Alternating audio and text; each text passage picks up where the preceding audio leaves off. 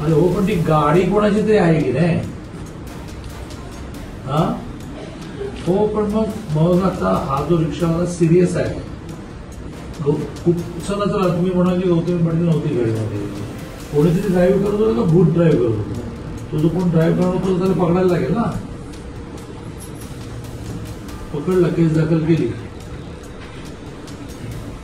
बर, मग तो कुठे आता?